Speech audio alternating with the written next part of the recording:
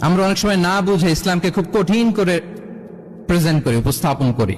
ইসলাম আসলে এত কঠিন না, কিন্তু আমরা কঠিন করে ফেলি। কিন্তু আল্লাহ তাআলা সহজ করেছেন। কতটা সহজ?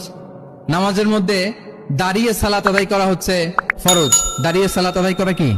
আপনি দাঁড়াতে পারেন না, বসে পড়লেও কবুল করবে কে? আল্লাহ কবুল করবে। বসতে পারেন না, শুয়ে পড়লেও আল্লাহ কবুল করবেন। অজু করে নামাজ পড়া ফরজ, অজুর পানি নাই, তাই এমন করে নামাজ পড়লে আল্লাহ কবুল করবেন। তাহলে বলেন তো, ইসলাম পালন কি কঠিন না সহজ? আমরা মাঝে মাঝে খুব কঠিন করে উপস্থাপন করি। অনেক সময় আমাদের কাছে লিগ্যাল অপিনিয়ন চায়, ফতোয়া জানতে চায়। আমরা এত কঠিন ভাবে অনেক সময় রেসপন্স করি, যিনি জিজ্ঞেস করেছেন তার মানতে বড্ড কষ্ট হয়। কিন্তু ব্যাপারটা ছিল এমন চমৎকার করে আমাদের প্রেজেন্টেশনের দরকার ছিল যে তার কাছে খুব সহজ মনে হবে এটা।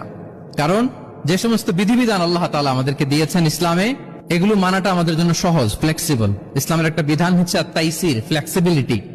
মানুষের সুবিধা অসুবিধা এটা ইসলাম আমলে নেয়।